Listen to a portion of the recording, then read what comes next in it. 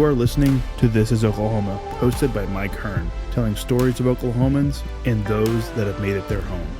What's up, guys? Welcome back to another episode of This is Oklahoma podcast. Mike Hearn here, your host, back with another episode. Excited to share this episode with you today, but before we do, I've got to thank our sponsors. First of all, the Oklahoma Hall of Fame. They've been a huge part of this podcast for the last few years. So the Oklahoma Hall of Fame have been sharing Oklahoma's story through its people since 1927.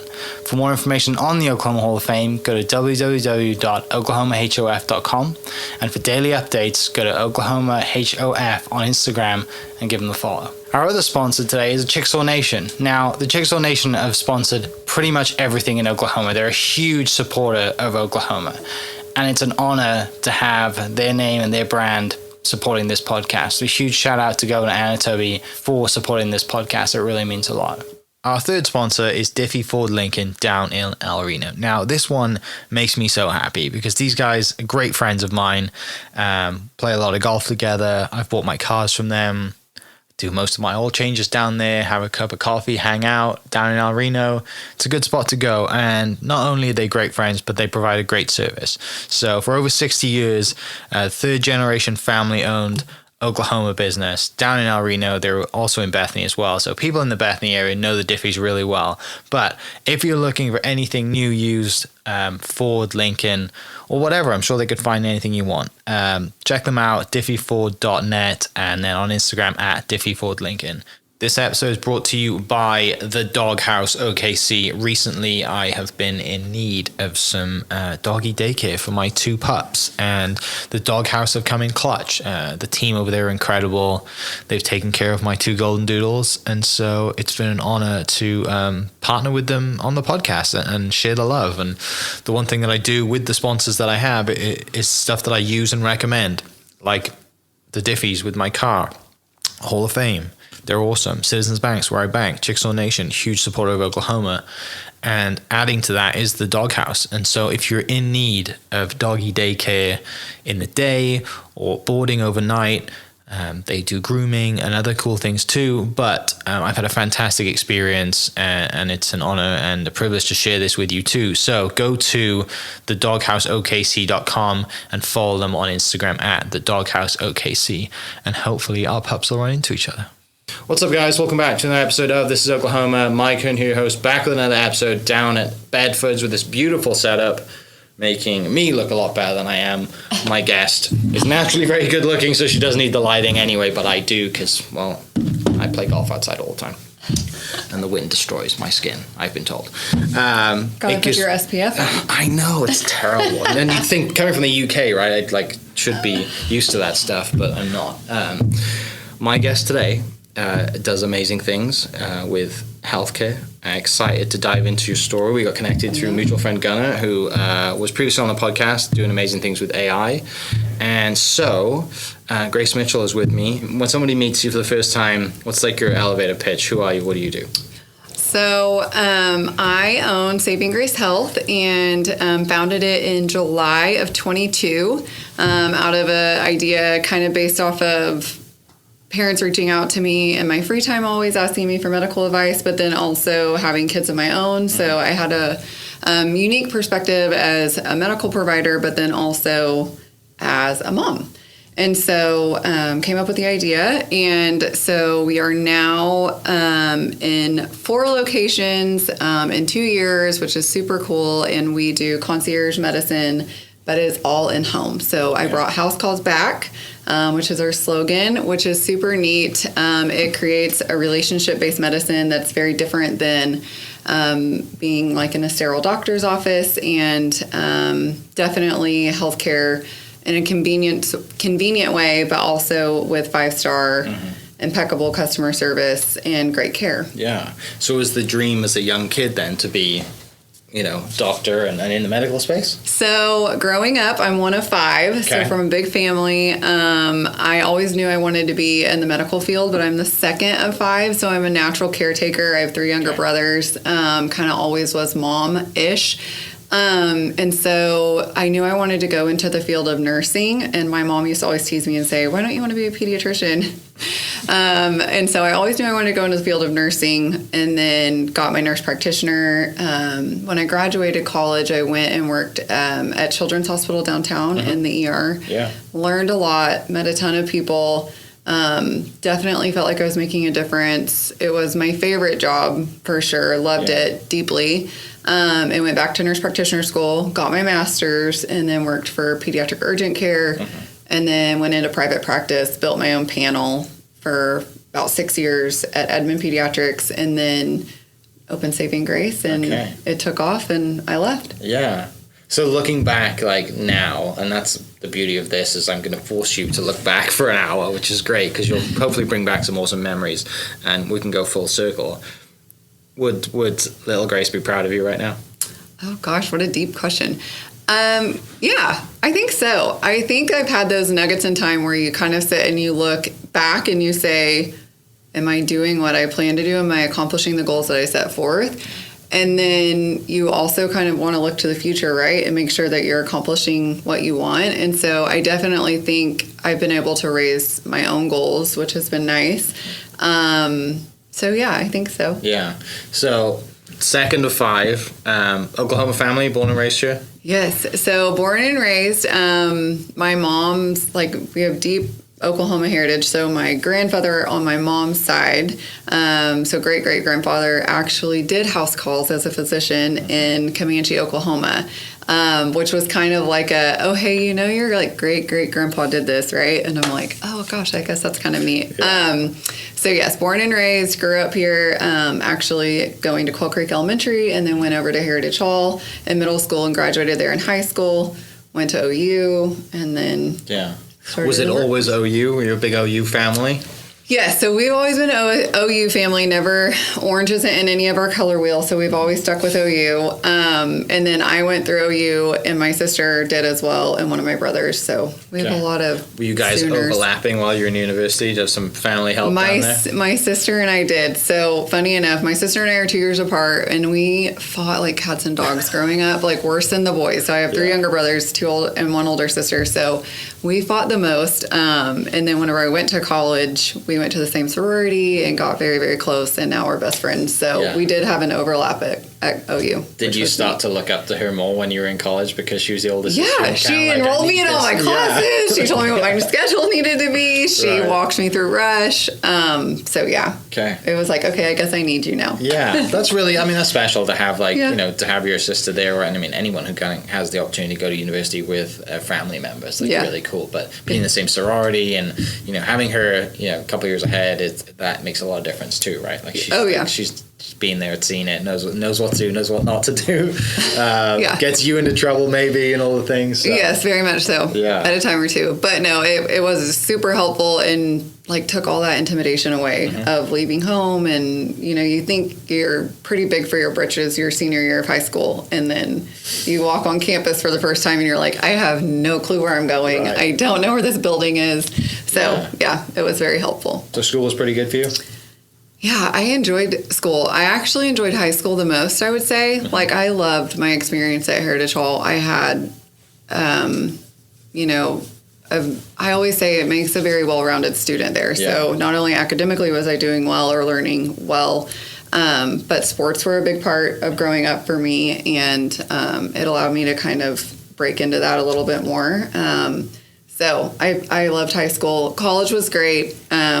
I do feel like any time you go into medicine, it's a little bit more study focused. Definitely had a good time, and then loved going to university with good football games and kind of that school spirit around that time of year. So did Heritage Hall win state when you were there for football? You have a pretty good football team that year? We did, yeah. Okay. And even when I was little, like growing up, I remember going to like state football games for Heritage with my friends and stuff. So it was kind of always, even before, you know, so. With 3 younger brothers as well, they were athletic, they were into sports. Yes. And you were around sports your whole life growing up. Yeah. My 2 youngest ones played the most sports, I would say. So I always joke, my middle brother, Trip, he was like always would dive into a sport really deeply. So like he did basketball and was the point guard and kind of mastered that one and then moved on. And then he figured out tennis, and then he wanted to go to state in tennis, and then he figured that out, and then he would go to golf, and then he figured out state in golf. And so he was kind of our one that liked to jump around and master something, and is an avid golfer now and loves it. And then our littlest brother, he loved basketball and football as well. Okay. So What were your sports? I played volleyball on a club level, and then I did softball, and I swam. For Okay. Heritage Hall, I was on the first swim team that they had. Yeah. Yeah, and we went to Something state. I'm So terrible at. So bad at swim. I mean, I can swim, but I'm not like, if someone said go swim 50 meters right now, it'd take me a long time. yeah, I'm they made gassed. me swim the 500, which was like long and grueling, Yeah. What led you to kind of, I mean, Heritage Hall says, hey, we're starting a swim team. What leads you to think, I want to do that? Well, okay, so growing up, we belonged to Quail Creek Golf and Country Club, and I swam and dove for them and went to state. And then my very first job was a pool attendant at Quail at 14. And then I went and did the swim and dive team and coached. Okay. And so I had been around it forever. So when you say diving, are you doing the tumbles and all that? Yeah, Okay. What was the height that you went to? just like normal club. Okay. I mean, this is very like Okay. beginner. 'Cause that's just like, we were about to say like, I've been to an The Olympic high pool and I'm up dive, there. no. Like, No, that's this is crazy. just country club Yeah. level. It's Those not. people are crazy. I mean, still, it's like 8 feet. Right? Yeah, I mean, it's not- no high dives, Okay. but yeah. Haven't so- done that since? No, well, going off the diving board, yes. My kids Yeah, make me yeah, do yeah. front flips and Right. and stupid stuff that Yeah, I you've got to probably shouldn't. Yeah, You got to show the other mums that you still have it, right? You know, Yeah. make them a little jealous, right? Exactly. Are you guys still out at Quail Creek? We are. Yeah, Okay. we're still members there. Yeah. Find us there. My mom lives on the golf course, and so we're over there Great quite a bit. spot. So you got to OU. Sister's already there. Kind of get get your feet under you. You're already settled in, diving into your career. Medical classes are coming thick and fast. You're going to football games, enjoying yourself when you can. Take me to that time in your life. What are you thinking? Are you thinking this is the right path for me? Are you excited and focused? I mean, as most 18 to 20-year-olds, like, I'm just taking it day by day and have not much think of the future. But were you more of a future planner, thinking, I know where I'm going, I know I'm going to do a master's after? Yeah, What we- so I knew I was going to get my master's from the beginning.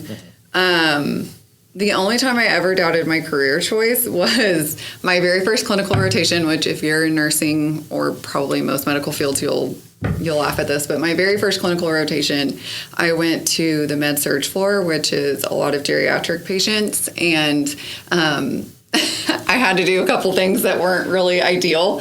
And when I left, I called my mom and I was like, I think I'm in the wrong field. I think this isn't for me. I'm pretty grossed out. I don't know if I want to go back. And then after that, I kind of like luckily got, and no other nursing class has ever done this, but I got put in peds after that rotation for every other clinical rotation. And so Okay, what is that? pediatrics. Okay, And yeah. so once I was in pediatrics, I was set, Okay. loved it. And so I've been pediatrics Okay. ever since. Do you have to like experience everything in school? I don't know much about medical You're school, so supposed to. you're supposed to. And so, but I didn't. So I just Okay. did the one adult med surg rotation and then I went peds Yeah. the rest of the time, which everyone's always asked me, like, how did you guys finagle that? And I'm like, I honestly don't know. I don't know if it was our clinical instructor just pulling for us. Yeah. I don't know if it's because we said that we knew we were going to go there after we graduated. But yeah, so my girlfriends and I that were like our core clinical group, we got to just stay in pediatrics, which was Yeah. such a blessing. And then I realized I didn't make the wrong choice. And What was that? Was there a key moment or a key experience during that kind of time in peds that you're like, yes, this is definitely why I'm here and what I want to be doing? so my very first rotation in the ER, we had a code, which is where kids coming in and they're in dire, you're reviving them usually. And it's high adrenaline. Everything's at stake. Parents are in the room. Things are flying. And then when you save a life, it's pretty amazing. So that was the moment that I was like, yep, this is it. I'm here. And so then on my clinical rotation, I got picked to do like my preceptorship in the ER, and then I just got hired on and stayed. Yeah. Thinking, just hearing you talk about like your athletic background and competition side and competing at a high level, that under stress, no doubt, did you. Well, there you a lot go. of work, Yes, right? I'm a Like, super competitive we're human. athletes, right? Like it's amazing how. That's why I tell everybody, like, I don't care if your kid isn't athletic, get them in sports to be competitive, just to learn what it's like under pressure. Oh gosh, I could get on a soapbox about athletics. Do for it. kids. We got time. Yeah, so I grew up on a field or a court. I liked it more than school. Yeah. I felt like I learned a ton, right? Like you learn how to perform under pressure. You learn how to work together. You learn how to take crap from your boss or your coach, and how to please them and what they're looking for and how to make adjustments. And more of what I use in business, on the business side of things, would definitely probably come back from athletics and coaching and kind of that drive. But both my husband and I are extremely competitive humans, like almost in a fault kind Monopoly's of way. banned at the house. Yeah, Yeah. no board games at the house at And Christmas. our poor kids, they love athletics as well, and they're busybodies as well. And so, I mean, we're overbooked and probably in an unhealthy way, but that's kind of how our kids love to thrive. So I get asked a lot by parents, like, how many extracurriculars are too much? And I know a lot of pediatricians that have a stance of, a set rule, but mine's always, look at your kiddo. Like, do they need downtime? Like, are they better if they have a bunch of nights at home? My kids are the polar opposite. They're like crying if they don't have a private or a practice, so we're overbooked, but that's by design kind of for them. Yeah. So how'd you meet your husband? my husband and I have been together since I was 18. Okay. We kind of love at first sight, which is so corny, but we met and fell in love, and we've been together ever since. And I was only 2 weeks 18, and he's from Norman, and it was just kind of a random coincidence of a meeting, and we've been together ever since. Yeah. What was that random coincidence? I was hanging out at a house in Moore. It was actually our old nanny growing up, and went down to kind of hang out with her and see her baby. And my husband's name is Jake, his dad came by and was like, you have to meet my son. And I'm like, I don't want to meet Dad. I love that. I don't want to meet your son who cannot get his own date. No, thank you. And being my arrogant 18-year-old self. And Jake was like, I never listened to my dad. Like, I never would have ever, come by. But he was riding his motorcycle that night and was kind of just cruising there was around. that too, right? Just shows up on a motorcycle. Exactly. So he was like, I decided to pop by, and then, Brilliant. Yeah, older Love bad boy that. on a motorcycle. Yeah. And here we are. There we go. 16 years later. Hey, it works. Is Jake in the same field as you, or are you the only one in? No. So Jake has also a very hard work ethic, owns his own companies, a couple of them, and his main thing that he does is trucks. So he works and builds custom trucks and does motor work and things like that. So he's been to SEMA and done the magazine thing, and right now his biggest, most fun project is that he's doing the Storm Chaser truck for Reed Timmer. Dominator, So he's working on the Dominator, and so he still lives in Norman. We live in Oklahoma City, but he drives to Norman. He has a shop down there for work. That's not your world, right? That's like No, the but I've been in it since I was 18, so. I love that world. Like I love like the whole SEMA thing. Jordan Hall, who rides with Reed, was on the podcast previously. So him and Lindsay, I believe is her name, was on the podcast. They drive with Reed, or they are driving. So I know a lot of that world. So now my I kids love are cars and obsessed trucks with and everything. Reed. And so they want to chase tornadoes. They had to go down and work on the Dominator themselves. Brilliant. And so no, very different worlds, but also super fun. Yeah, that's But I do kind of world. joke and say, a lot of our phone calls sound the same. Like when people call him and he's diagnosing something wrong with the truck or offering his services. I mean, it's kind of similar. So well, and there's a lot of there's high pressure situations and everything, right? If he's going to SEMA, most of those builds happen super last minute, and he's like, we got to get this thing there. Yeah. So has he built you one yet as a gift? No, I don't. I used to have aftermarket wheels and tires on my car with a low profile, really sleek look. And then I kept hitting potholes. Thank you, Oklahoma. So, I got them taken away. Okay. So, no. Are you a white SUV mom or a black SUV mom? Black, totally, all the way. Okay. Yeah, no white SUVs around here. We usually drive everything blacked out, but no, and my car doesn't look like a white SUV mom on the inside either. So my next guest is Jake Mitchell, coming on the podcast soon. I'd love that because we can nerd out about cars and trucks for an afternoon. Oh, yeah. Brilliant. That's awesome. So, 16 years, you said? Yeah. 16 years. I know. 2 kids? 2 kids. So we have 2 boys, 10 and 7, Rhett and Bennett, and they play all the sports and they do I'm in an all boy world. So we have girl dogs because I live in a totally boy world. We fish, we play sports, we build trucks. I mean, my 10-year-old takes his 4-wheeler apart for fun. So there's engine parts in the kitchen, on the kitchen table. Yeah, we're engineering things a lot at our house. So 2 dogs. What are your girls? Oh gosh. Okay, so we have a boxer. We've had boxers our whole life, Jake and I. So we have had 4 together. She's our 4th boxer, and then I got a wild hair after our last boxer passed to get a mini sheepadoodle. And her name is Penny June, and my husband calls her our Doodle Toodle Fruitle, and we're not allowed to get another one after this.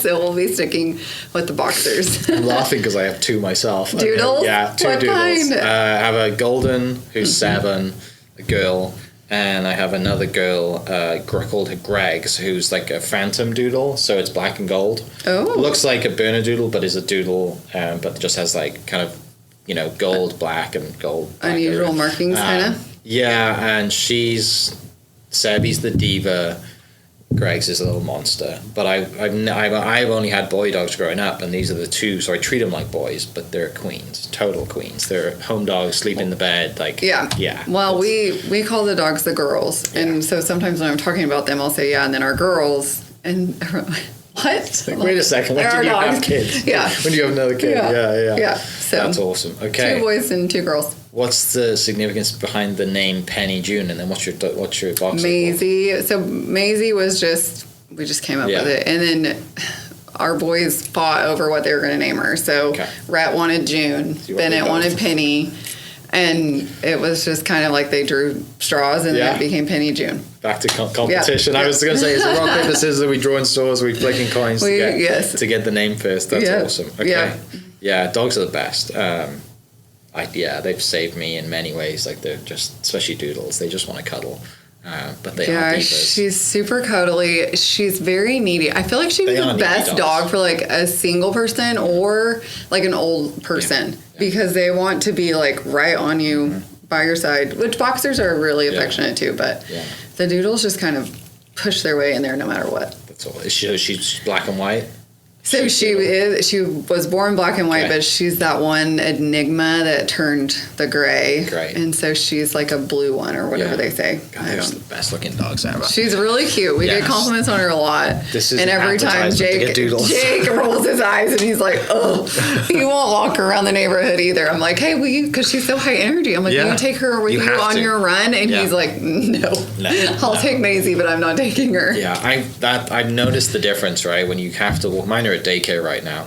Shout out to the Doghouse, a sponsor of the podcast. It's awesome. Oh, cool. Great daycare space. So I take them there, get 4 or 5 hours of playing, and they come home helpful. And they're zapped. And I was, for me, like when I don't have kids, and when I had to take the dog for like a test, right, to be able to be allowed to come to this dog place, and I was really nervous. They had to pass their They had to do like a big, exactly, whatever the test is called, and I was just like, I'm sitting there watching the screen, watching them do the test. I'm like, they've never been around other dogs other than themselves, and they got accepted. And they're 7 and 5, so like they're kind of older, middle-aged dogs or whatever, and. The lady came out and she's like, yeah, we'll have them in and we'll start them off because I only wanted to use them as just kind of like overnight stays for the weekends if I travel. And the lady was like, no, bring them in like a couple of times a week because I work from home. I don't really need it. And she was like, no, bring them in because socially they need it. Like they will get so much better. And so I was nervous, like dropping them off. I'm like, is this how it feels when you're like a parent? Yeah, you're like, are they going to be okay? It is. We joke about that too. Our dogs were like such a big part of our life. So our very first boxer we bought on Main Street during OU tailgate game. I was, a senior in high school and we bought a dog together and But then when we had our kids, we still had that dog. And so that dog was our kid. And then it's funny when you have kids, you're like, wow, they really do become dogs. But Everything relates. yeah, but no, you do when you have dog. I mean, they're your babies. Yeah, they are. And I had a moment, like about a couple of months after that, you know, they've been taking them in 2 or 3 times a week, and the lady came out and she was just like, I want you to know that, like, they're so much better now than they were. Like, they're so much more comfortable, because the older ones They're are making kind of scared. progress. Yeah, They and I got was an like, A+ is this how finally. it feels when you're a teacher in school of your kids? It's like your kids are doing really good. Parent-teacher I was like, conference. yes, it felt so good. They're doing I was so like, you great. girls get a puppuccino, you get a treat. Let's go. A gold star for being, you know, not being terrible. in Naughty, daycare. naughty dogs. Yeah. But yeah, dogs are the best. Anyone listening, yeah, good. If this is your sign to go get a dog, but it's not only for Christmas. You got to keep it for the rest of your life. So, getting back on track, because I could talk about dogs and trucks and cars for the rest of this podcast, but this is about you, not me.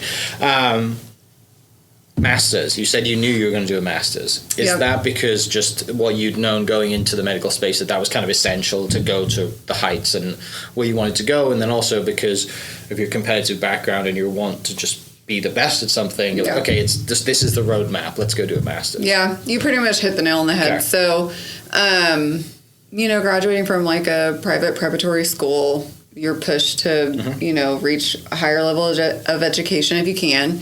And I just knew like long-term bedside nursing wasn't something that is like feasible, right? You're working 312s, and if you're trying to raise a family, which I knew I always wanted, kids. And so it was just kind of a way to, yes, reach the top of your field, push yourself, but then to also have better like work-life balance. Yeah. My mum's a nurse, so Oh, yeah. she made the career change. She works in the elderly space, but she's on shifts, but she made that career change after me and my brother were like, let's see, probably when we were like 10 and 12. There's 5 years between me and my brother, but we were like grown, if that makes sense. They weren't raising us. Yeah. But back home it's different. Back home I think they did 8-hour shifts, but now I Yeah. think they've switched to 12. 12s, yeah. She's still doing it, loves it. Yeah, it would be. I mean, if you didn't have a family at home, Yeah. but like I said, it's Wanting just to raise, it's a little well, different. whenever you walk into the hospital, you're in it. Like you're at the hospital. You're in 4 walls. You're not coming out. A lot of times you don't have a lot of access to the outside world, anyways. You're very very busy. And then in the ER, you're literally like there's no sun, there's game no time. window. Yeah, Yeah. there's no windows. A lot of times they tell us to take a lunch, and we would go clock out, but not get to leave for lunch because you're still caring for your patients. And I actually talk to nurses about this all the time when I interview them for us, but it just is a different world. I mean, now they say like take all this time for yourself, and they advocate for like a lunch break, and you know, in the workforce you're supposed to do that, but not in the hospital. I mean, you're not doing that still. It's a very hard place to work, and to do that for the rest of your life. I mean, there's nurses that do it and they're rock stars. So Yeah, definitely. Wait, so did you stay at OU to do your master's, or did you go somewhere else? I went somewhere else. So I ended up staying in the ER and working whenever I started my master's program, and I did it all online. Okay. And then we would go in for like certain trainings and things. And so I went to the University of South Alabama for that. Oh, okay. Mm-hmm. So that was all online. All so you online. didn't have to go all the way to South Alabama. No, we went for a couple of trainings, Yeah. but other than that, it was like a virtual. Okay. Yeah. And then once you do that, it's you keep in the workforce. Everything goes. You know, you're just kind of getting your feet wet or feet started. And Yeah, off so you you go to the do races. a lot of clinicals, kind of see a gamut of different areas that you can work, and then, yep, you Yeah. apply for your first job and figure out where you're going to go. Did you know you always wanted to stay in Oklahoma? Well, since I have so much family here, the only person that is not here in my immediate family is my sister. She lives in Lubbock. And then my husband's family is all in Norman still. So for us, Yeah. and then he was already so established because he's 4 years older than me. So he was already established that, no, I would love to live at the ocean. I would have chosen the beach. Yeah. But yeah, so we'll be here, and Yeah. we're stuck. We're here. And I do love Oklahoma. We travel quite a bit, and I love coming home. So Yeah. yeah. So let's jump forward a little bit then. So you start working, get your job, you're in it. Was there a time where before 22 that you were like, that part of your plan was, I'm always going to have my own space? No, not at all. You're just No. like, this is where I want, I'm never going to be sort of bedside nursing. I'm going to do my thing. But Yeah. I don't never think that like where we are today with employees and all, you know, 2 years after starting, I know. That would not be. Nope, it was never the plan. Okay. So basically, I kind of found this great spot where I was working for a private clinic that ran very well. I had great patients. I built my panel. I was there for 6 years. I had the most cush schedule on the face of the planet. I designed it myself. They accepted it. Basically, I went to work and just worked through lunch and never took a lunch. And then I did that while my kids were at Mother's Day out. So I would only go to work when they were at Mother's Day out. And so it was just like literally the perfect schedule. I did it 3 days a week. And then our youngest was going to go to school full time at Westminster. And I basically was like, well, I'm not going to just sit here because I have to be busy and I'm so competitive. And I don't want to sit and work in four walls. Like, I hate being inside. I love the sunshine. We're active. I like going and blowing, kind of doing my own thing. And there's also a side of when you work for anyone else, like, they dictate you a little bit, right? So, like, if we had a Muffins with Mom pop up at school or maybe a last minute Valentine's party, I couldn't go. So I had this higher level of education, was in the field for a long time, built a really good rapport with my office, and I still couldn't go because I would have patients pre-booked and I didn't have the autonomy to move my schedule around. And so kind of in the back of my mind, it was like, so what am I going to do? Am I going to not work more? Am I going to do charity stuff? Am I going to work more? Like, where do I want to be? And then it was January, and it was icing here in Oklahoma like it often does, and my husband was gone for work, and I had the two boys at home, and our youngest was having like a lot of respiratory stuff. So I was monitoring his oxygen, doing the breathing treatments, and I just thought to myself, like, I'm so thankful that I'm able to do this and monitor him here, because if not, I was trying to plan, like, am I going to put Rhett in the ice car, like in the car, drive on the ice, get Bennett down to OU Children's ER, like, what am I going to do? And then, it was post-COVID right then. So I was like, man, we get our groceries delivered, our dry cleaning delivered. Why can we not have healthcare delivered? And then started thinking about all the things in my current office, which was a great place to work, all the complaints we always got. And then as an employee, like, what are things that could be different? And so at Saving Grace, we just try to do things simpler and smarter, and where it's great for the employee and for the patient. Yeah, solving a need and adding great service, right? It's amazing how far things go once you do those two simple things. But you're right, because you see the need in the business that you've been in, and you had the need yourself with your kids. It's so I literally called my husband. I was like, I have an idea. And he was like, okay, I love that idea. Yeah. And then, so that was January. And then by April, I had a name and a company. And then by July, I launched. And then in October, I really gave it a good run. Okay. And then by that December of 22, I saw over 300 patients by myself. And I was like, I need to hire. Yeah. Back to wanting autonomy and having to be there for your kids yourself. You're like, I don't have growing pains. Yeah. So hired on a team of 6 amazing providers. Love them dearly. They're become family. Our team's pretty incredible. So I do believe that in medicine, there's a spot where, the provider's getting fatigued. We're getting a lot of burnout. Everyone hears about it.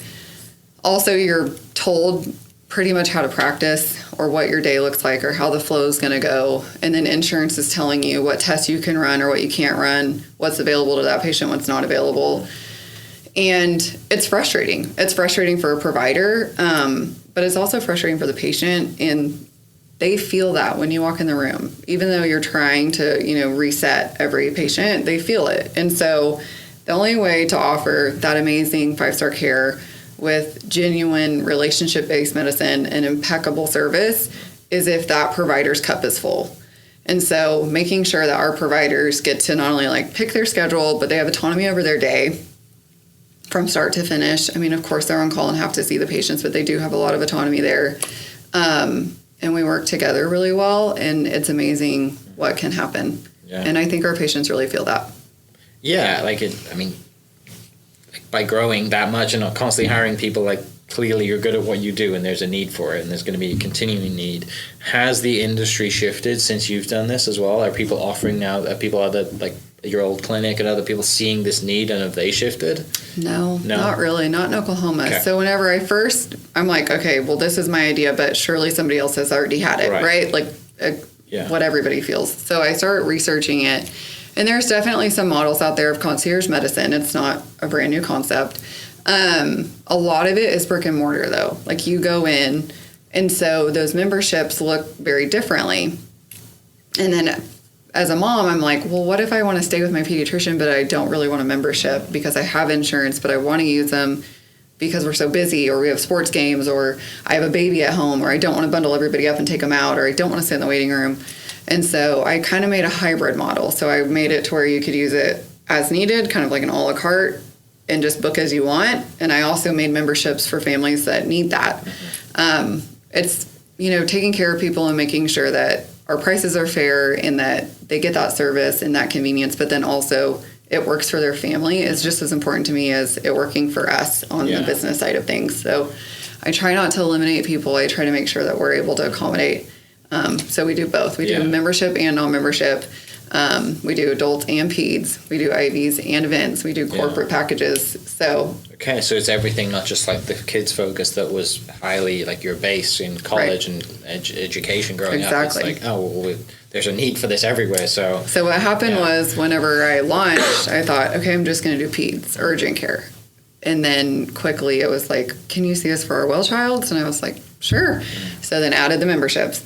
And then after that, it was like every house I was in, a mom would say, will you go see my mom? Or can you see me? I think my kid got me sick. And we can't be 5-star. And we cannot say that we're above, we're here for all of your needs. If I'm then telling a parent, you have to go to the urgent care. Sorry, we're only going to see your pediatric patient or your child in the home. So whenever I hired on that team in December, I made sure that we had a wide array of providers that were able to kind of take on all of the things that were requested by our patients. Yeah. And so we bridged that gap quickly within just a couple months. And then even whenever I opened the doors, I never would have thought we were going to see adults. And here we are, we see. So you do have your own space now, and people do come to you? No, we don't have doors, actual doors, but open the company, I should say. No, we get asked that too. Because some people like that, right? Will we ever want to get out the house and come to see you? Will we ever have a brick and mortar? And probably not. Yeah. I mean, it's great that you're an early adopter, right? And that no one really has kind of switched to that yet, because I guess the industry's still stuck in its ways, and that's where your opportunity is. And, your early success is proven that. And so that's really, and then hiring to open up different areas of need. That's, maybe a skill set that, just one day I'm sure it would be nice that you just like, hey guys, the business runs itself now and I'm going to the beach. Yeah. I'm taking crazy. Oklahoma City was the first area, obviously, and our team is just so dynamite that it pretty much does run itself. And so that's, with the recent launch of Dallas and Kansas City, I mean, that's the goal, right? They're all going to get there. They're just babies.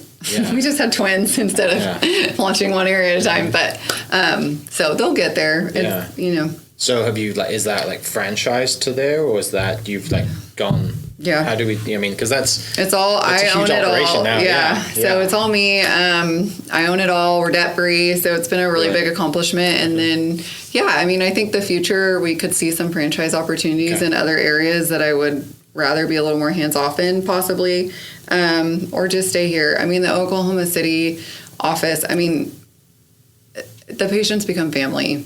I mean, it is literally just the most rewarding thing aside from having my own kids. But so I don't know if I'll ever give up the original area. But yeah. So how do you go? I mean, just generally, obviously, Dallas is the closest, biggest market, right? And you said Kansas City too. So those are the two closest. Does your Oklahoma City cover Tulsa? Is Tulsa coming? Tulsa's kind of the region? Its own. Yeah, Tulsa's its own. So every area has its own staff. Okay. Of a provider and a nurse. Mm-hmm. Okay. Awesome. Yeah, we launched Tulsa in March of 23. Yeah. And then Dallas and Kansas City are launching January 1. Okay. And what is that area? What's the kind of radius of those markets? Yeah, so it's such a good question. We get asked that a lot. So usually we find a hub, is what we call it. So an area where we feel like a lot of people will utilize the service. And then we go outside of the hub a pretty decent way. Our main thing is, if you're more than 26 minutes from the hub, then it's a $15 extra fee, but we'll still come see you. So we go in Oklahoma City, for instance, we go Arcadia, Newcastle, Guthrie, Moore, Norman, Blanchard, we go pretty far. Goldsby. Yeah. So. Okay. Yeah. I mean, Oklahoma City is, as a land mass, it's pretty big, isn't it, when we think about it. So, well, that's really cool to have that, the entrepreneur mind in you. Be like, no, we're not just like having Oklahoma City. Back to you launching the business, having that idea, starting in 22. Was it in that original business plan to be like, hey, this isn't just going to be an Oklahoma City thing? If the need is here, then like we're growing, when we're going statewide and then nationwide. I mean, I think at first you're like, okay, just to be totally honest, I mean, you're like, this could be a total flop. I mean, people could just be like, no. Right. And then I'd have to say, that's the excitement in business ownership too, right? And so I was like, well, I guess we'll just see if it works. And so I retained my job while I launched, and then quickly was like, okay, I can't do both. Like, I'm flooded. And then once it became successful, and then once numbers started showing up where I could, gauge things, it was like, wow, if I had more of these and I was able to help more families and find other areas that would love it as much as here, this could be really cool. And so then that's whenever it was like, okay, how am I going to grow? How do I do that?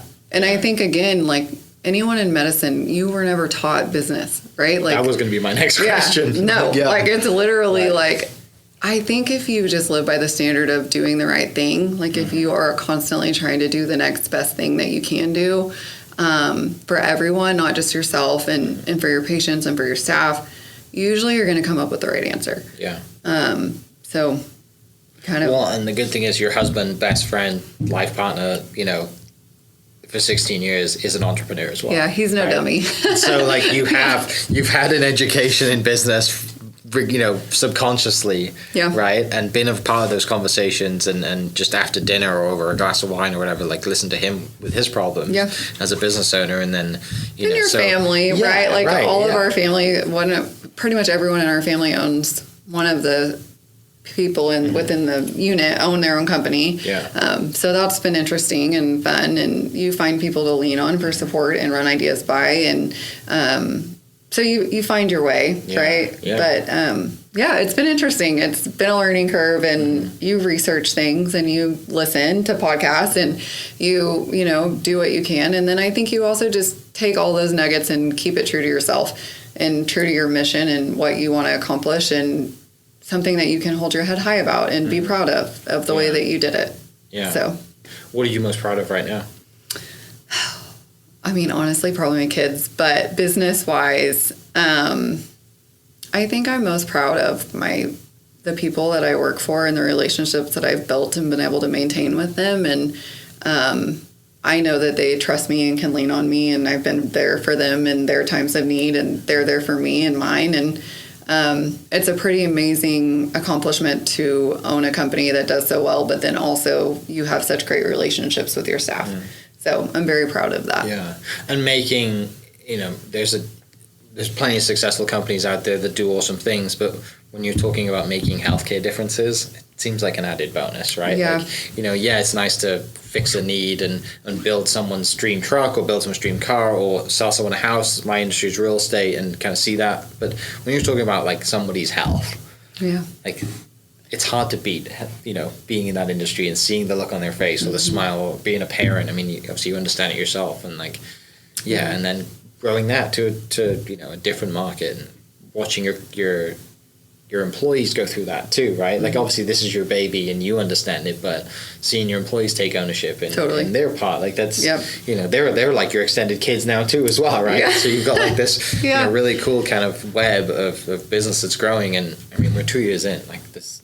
Like the patients are pretty incredible, and like whenever you see somebody, whether I'm at the ball field and a mom stops me and they say they saw one of our staff members and they were incredible and thank you so much for offering this, or even like if they didn't book a visit with us but they call in and they have questions, we'll be helpful and guide them through like, hey, we would actually recommend you go to this doctor or this orthopedic or this neuro person we've had really good feedback with. I think even just being a resource in the community is super rewarding, and it's just a different level of care. Yeah. You mentioned earlier about kind of, you being able to provide the most care in your employees because their cup is filled up first, right? And, that's a great lesson. Like we kind of have to take care of ourselves before we start taking care of others and putting time into others as well, which a lot of us fail to do. Yeah. Right? Because we're not thinking about ourselves. We're thinking about, the need or kids or dogs or, the last thing you're thinking about is yourself. And like, just take 10 minutes, maybe a day, every day, just to sit there and like check in. Yeah. And I think for me, like, honestly, one of the things that does fill my cup is caring for others. So I think, a lot of people say like meditate or take a walk, like you're saying. But I mean, honestly, whenever I'm able to care for someone else, I think that's the most fulfilling thing. And so in order to, grow it and allow other people to do that, it's just pretty rewarding. Yeah. And you also mentioned being that second child, right? Like you were clearly very aware of like your personality traits and just like, looking at the signs of you growing up and everything makes sense. Do you do anything with your not your patients, but your employees as far as like, hey, like, are you a second? Like just diving deeper into the questions to employees. It all makes sense. Yeah. So we've talked about implementing a personality test, which comment if you have one that you love. I haven't found one that I love, but I think I do all the interviews myself personally, and I do think that you can pretty much peg somebody who's a pretty great caretaker. But a lot of people that are nurse practitioners or PAs, like that was their calling. That's why they went to school. And so just making sure that the personality type's right for the job, and then they've already got that calling. I mean, it's a slam dunk usually. But so main focus now, obviously all your attention is going to January 1, Kansas City and Dallas opening. You've got great teams in place, ready to go. Will you spend much time in both cities just to kind of... Usually I will go to the location about once a month. Okay. And then every day I talk to whoever's on call in each area. And obviously have some extra support to share some of that love. But... and then I have all my own members here in Oklahoma City. So I focus on running the business, but then I have my own panel that I have still, and I will retain. Yeah. They're like my children. Yeah. Right. And you text these moms every day or every couple days, and, you figure out when I go to this house, I play hide and seek when I walk in. And when I go to this house, I have to check on their dog who's getting older. And, you become a part of the family, and it's so... Back to what you said earlier, right? Your great-great-granddad was doing this stuff. And, I remember when I was back home, my family, everyone knew the family doctor, right? Like it's amazing how we've gotten away from that. But now it makes total sense to come back to that full-service family relationship business and add a service like that. Because you're right, we're all busy. We've got things going on. The last thing, if your kid's sick, like you drop everything and take your kid in, right? Mm-hmm. But, it's much easier to be like, hey, my kid's sick, doctor's on call.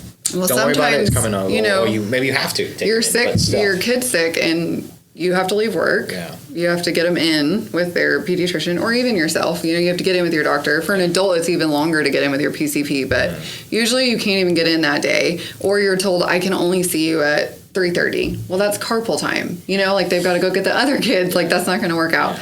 And so we guarantee same day sick visits. So we'll come see you that day.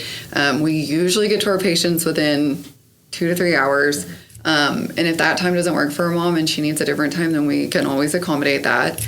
And it's just a game changer. I mean, you're not waiting in line at the pharmacy. You're not taking, 2 days off of work, right? Like, a lot of people can work from home now, so their workday doesn't even get disrupted because they can stay home and we can come by and pop in.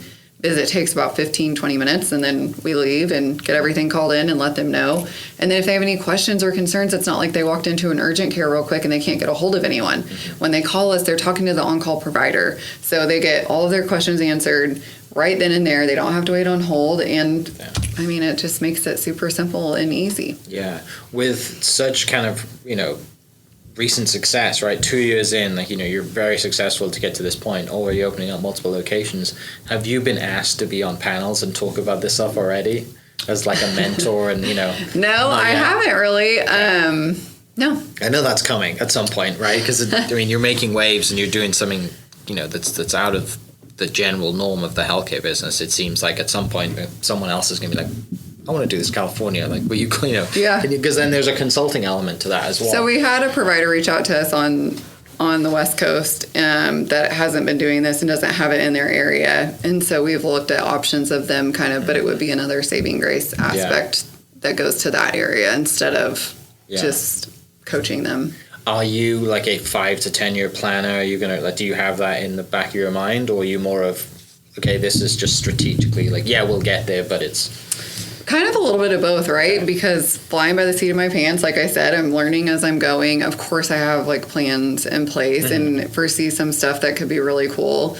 But we'll just have to see. where does the competitive person in you? What are they saying secretly at night? They're like, with total domination, taking over. I mean, when you're competitive like that and you have that drive, do you ever really sleep or stop? Like, no. Yeah.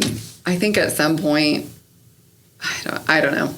What's that game where you have to play on the world map and you take over territories? Like Whatever that game is, the board game. like Catan. Maybe where you're like My taking brother over different... and like my cousin, my male cousins, Yeah. they sit and play Catan all the time. Yeah, like that's what I'm thinking of. It's like when you have a service that you're providing that's clearly going to be needed here and elsewhere. It's just not like it's a land grab, but it's like, hey, there's opportunity. We've got the model.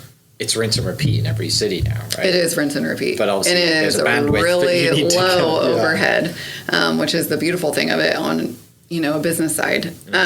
So I think that there will be some opportunities in the future where people want to come in and take a part of that opportunity with us, which would be really fun. And I think that's where more of the coaching would come in, maybe a franchise or something. But who's to say? For yourself, we mentioned a little bit of self-care here and there. Obviously, you're busy. You're taking care of your kids. What do you do when your kids are taken care of, your husband's building his job, doing his thing, building trucks? Like, what are you doing for you time? I love... When does that happen? That's probably rare right now because you're building a business. But, yeah. I love to garden. Like, it's one of my favorite things. Okay. Not easy in Oklahoma. No, well, my mom was a huge gardener. I grew up around it. I love colors and beautiful things, and so I love gardening, and I love design. So like interior design is really fun for me. And then of course vacationing, but it's just been a lot harder with owning the company and us being 24/7, 365. So when we do travel, we just have to plan it. But so that's kind of family time. We usually travel with family just because it makes it really fun for the cousins. Well, you're one of 5, so I'm sure there's a lot of cousins too. Yeah, so my mom has 7 grandkids on my side, and so she had one grandkid once a year for 5 years in a row. So they're all just like packed in the same age, and then we have 2 babies to add on last year. So there's 7 of them. Yeah. You said you're a beach person. So it's mostly beach over mountains. Yeah, we don't go to the mountains. I hate being cold. I'm cold all the time. Yeah, sorry, it is 30 degrees. Eric earlier was like, do you want to turn the heater on? I was like, no, I think I'm good. It is freezing in here. You come in a coat. Yeah. No, so I hate being cold. I'm cold all the time. And so anytime we're leaving, we're going somewhere warm. And I grew up going to the beach a lot. So yeah. Finishing up, last few questions. I'm in the real estate space, and so I love to ask my guests what their dream. If you could wave the magic wand today and build your dream house, what does that look like? Oh gosh. Well, we moved in February, and I kind of feel like I'm in my dream house. Okay. Like obviously, I would change some stuff, and we have, but we love our location, and I mean a big lot with a great backyard. We're active and outdoorsy, so it's been great. Okay. Sometimes because I am a city girl at heart, I think, but I grew up on some land, like 20 plus acres, and I had horses growing up. Okay. And so somewhere like in the back of my mind, I think I would love to own like a little farm, but not while my kids are young. Okay. How old are your kids right now? Maybe as an empty nester, that could be like a task. Yeah. I have a 7 and a 10-year-old. Okay, so not super young, but like, there you got land for them to ride their dirt bikes around and cause chaos. They do it right there in the middle of the neighborhood. Yeah, love that. Keep doing it, boys. Yeah, no, we're probably the ones that get complaints. They always have a helmet on, though. Yeah. No, so I think, I don't know, maybe someday have some land. That's probably what my husband would say. What were the non-negotiables when you built the house? Like, I'm definitely doing this, I'm having this. Like, what was the... We didn't build, we bought. Okay. And basically, I was like, I'll make anything mine. Like, I love design and we'll change whatever. So we'll make it our own. But it was the lot size that was not, that was like a non-negotiable for my husband. Yeah. So we found almost an acre in the middle of the city. And so that was kind of that was our middle ground Yeah. Yeah. Is your kind of love of kind of house style fit that city, or does it fit more like the farm ranch style? City. Okay. Yeah, I'm more of a traditional girl. Okay. Yeah. A lot of glass. Yes, lots of big windows and light. Okay. I'm a very much a light, bright, colorful person. So, what's the next project at the house then to make it yours? we just finished the powder bath, and we're adding on garage space, if you can imagine. Yeah, that was going to be my next question. Where's the shop? So right now they're putting in like a detached garage, and so I think next, I don't know, we need to redo our kitchen, but I feel like that's not anytime soon. That sounds overwhelming. Living and redoing a kitchen sounds. Jake's listening to this going, oh, I'm in so much trouble. Yeah. So that might be our next big thing, but when we're ready, not right now. Maybe in two years. Yeah. What is going to be, whenever you get to a point where you're like, I'm going to treat myself, what is going to be that gift to yourself that, you know, not that you might ever sell the business one day, but you have goals. Whenever you reach those goals, I am terrible about kind of celebrating my goals. Horrible at this. Right? Like, because we're always focused. You're always focused on. I never do. January's coming out. You're focused on the next two. Like, you know, you've had wild success up to now. You know, because there's always more. I'm so bad at this. I don't even like celebrating my own birthday. Well, I'm bad at this. Okay. Love celebrating others. Yeah. Though that's the caretaker in you, right? What are you going to treat yourself with whenever you can? Or what would you like to treat yourself with? Like way down the road? Yeah, well, I mean, like you decide major dreams? Yeah. I feel like major dreams, again, we love the beach, so I would love to have our own place there. Okay. Yeah. Do you have a favorite? The Bahamas. Bahamas. Yeah. Okay. Yep. All right, beach house in the Bahamas. Not Small going goals. on in. No. Small goals. Hey, I'm all about big goals and being here. That's, you know, the people that have been on this podcast they're not on the podcast because they've had small dreams, right? Yeah. Like they've done something pretty impactful and continue to dream. And I think that's the key too is, you know, no doubt that the way that you raise your kids is to be athletic, be competitive, and always strive to be the best that you can be, right? Like, you know, we're built kind of the same. Jake clearly is too, because he's a business owner, and the way you're raising your kids and the family you've been raised around. You know, you mentioned almost all of your entrepreneurs in some form. Like, there are people in the world that are just happy to just do their 9 to 5, sit at home, go to a football game on the weekend. I'm just not that person. No. Right? And there's a place for that too. My parents do that. I do sometimes though, like when you said, what would you treat yourself with when you meet Turn like the a phone goal? off the weekend. Literally, like when you said that, my thought was like, probably to be still. Yeah. Like I probably, like when we meet a goal, I probably need to sit and be still and try to like lower some of the hum a little bit. So that would probably be like a treat myself, not necessarily like an end goal, but I think I probably should like try to. Yeah. Yeah, I mean, we all need it at some point, right? Until you get bored of it. And then you're like, okay.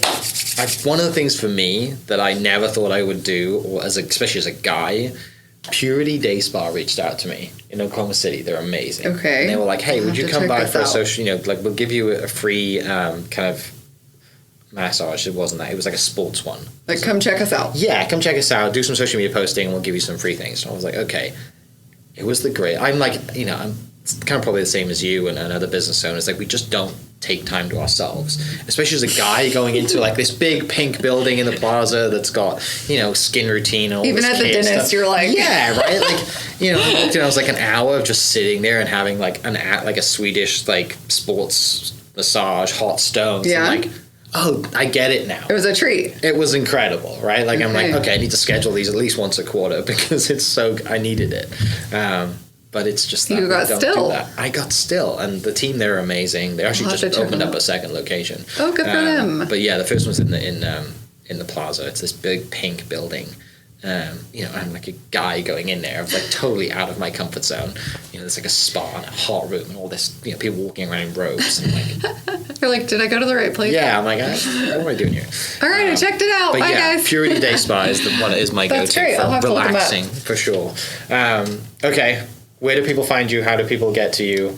People listening are like, I need that. This is a need in my world. Yeah, you can always Google us, find our phone number, call to book. We also have a website, and then you can book online. Okay. And then we have a great social media following where we talk about all of our new kind of services, products, and then some funny parent humor on there as well. So we're in all the places. No no business podcast yet? So funny. That would be so fun, but I think probably in like 2 years. Okay. Yeah. It's coming. Yeah. Yeah, I think it'd be really, really fun, Yeah. but not at this moment. Did you see the need, and obviously like recognize the need to be on social media as much as you mentioned having a great presence? That value So of we your business? grew by word of mouth and Instagram. Perfect. And I actually had a moment driving home one night from seeing a patient, like actually laughing out loud on the phone with my husband saying, we live in an insane world where a mom who doesn't know me found me on Instagram and trusted me enough to call me in the middle of the night while her husband's out of town and let me come to her home and treat her child. Yeah. And I did it all through Instagram. I'm looking it up. So you have two. Yeah, we have an adult Okay. one and a kid one. So Okay. if you don't relate to the ped side, you don't have to Yeah. hear all of that mumbo jumbo. But if you Was it hard for you to be on camera, put yourself on camera originally, to just be like, hey, this is Grace, this is what we'd like, because your feed's full of like added value, Yeah. but that's not easy to do when someone, is like the way that kind of we grew up, right? We didn't grow up in that No, generation we of didn't. kids going, walking down the street, Yeah, selfie no. style, was that a Yeah. stretch? some of it makes me really cringe. I'm not gonna lie. So I will record and dump is what I call it. So I record it and put it into a folder, and somebody else posts it and edits it. But if you have to sit there and listen to yourself over and over, then you're never gonna post yourself. Yeah. It's cringy. It is.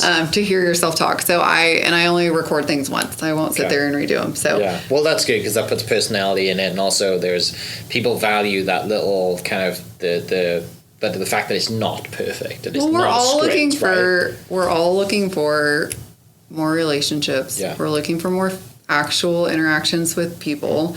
We're looking for a community or a tribe. And we're looking for authenticity. I think that's like one of my number one things that I look for in my own peers. So I think that everyone's just tired of watching people who are not authentic or being paid or to say a product's great, and then you start not trusting them, right? So like these huge bloggers that now are these huge influencers and they have these huge followings, you don't even really trust what they say or what product they're pushing. It's whoever got to them and paid them the most. So I think some of these smaller accounts have a good place right now, and I think that people like to lean on that a little bit more. Final question: if you were to write a letter to your profession and business whenever you retire, what would you say? Oh my goodness, this is so deep. Like looking back on the last 2 years, what do I think I'd say at the end? Just kind of, there you go. I'll rephrase. If you were to write a letter to your business right now, what would you say? I think the main topic of it would probably don't take for granted the little moments. Because those little moments make such a difference. So whether it's taking the time to find the kid's favorite flavor of a lollipop, or reaching back out to that mom the next day, or checking in on dad's mental health because you noticed he was frazzled at the visit. I think those little moments add up, and that comes back and makes your world brighter too. Yeah, it's awesome. Love what you do. Love that you've made this pivot. You probably think to yourself, why did it take me so long? Because it's been so successful over the last 2 years, but there clearly is a need for it. And your entire story, builds into you having this service. And maybe if you did do this 4 or 5 years ago, then you might not have been in the place to get to where you are now, right? Timing is everything in our world, and everything that we've done and the skills that we build up over the years, the relationships we have, all kind of get to something at some point, and I commend you on taking that leap and diving into it, and not just okay, we're having success now, that's it, like your foot's to the floor, like you really want to help and put those people out there, and can't wait to see you thrive and open up new locations. And I look forward to sharing your husband's story now too, because I want to hear his story of like the day that you guys met too, and he's like, my dad called. Jeez, okay. I'm sure he'd love to come on. Yeah, I'll definitely need to set that up. But for people listening, I'll put your social media links in the description. They go check that website, get to that, and thanks to Gunnar for connecting us as well. Thanks. Yeah, thank you so much for having me. It was very fun. Hope you guys enjoyed that great episode. Thank you so much for listening. As always, huge shout out to our sponsors, the Oklahoma Hall of Fame. Sure, in Oklahoma story through its people since 1927. For more information on the Oklahoma Hall of Fame, go to www.oklahomahof.com and follow them on Instagram for daily updates at oklahomahof. Our other sponsor, the Chickasaw Nation, amazing sponsor. They do amazing things for the state, and they're always sponsoring something in Oklahoma. They're a huge supporter of Oklahoma, and without their support, we wouldn't be able to do what we do. And our third sponsor is Diffie Ford Lincoln down in El Reno. Now, this one makes me so happy because these guys are great friends of mine, play a lot of golf together. I've bought my cars from them, do most of my oil changes down there, have a cup of coffee, hang out down in El Reno. It's a good spot to go. And not only are they great friends, but they provide a great service. So for over 60 years, third generation family owned Oklahoma business down in El Reno. They're also in Bethany as well. So people in the Bethany area know the Diffies really well. But if you're looking for anything new, used, Ford, Lincoln, or whatever, I'm sure they could find anything you want. Check them out, diffieford.net, and then on Instagram at diffiefordlincoln. This episode is brought to you by the Doghouse OKC. Recently, I have been in need of some doggy daycare for my 2 pups, and the Doghouse have come in clutch. The team over there are incredible.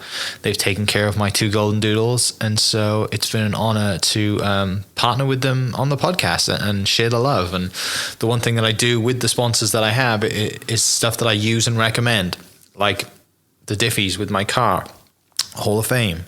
They're awesome. Citizens Banks, where I bank. Chickasaw Nation, huge supporter of Oklahoma. And adding to that is the Doghouse. And so if you're in need of doggy daycare in the day or boarding overnight, they do grooming and other cool things too. But I've had a fantastic experience, and it's an honor and a privilege to share this with you too. So go to thedogHouseOKC.com and follow them on Instagram at thedogHouseOKC. And hopefully our pups will run into each other. Thank you for listening. We are inspired by those around us and hope that you are too. Make sure you subscribe to this podcast on your favorite podcast platform and leave us a review so we can keep telling your stories. For more great Oklahoma content, follow This Is Oklahoma on Facebook and Instagram.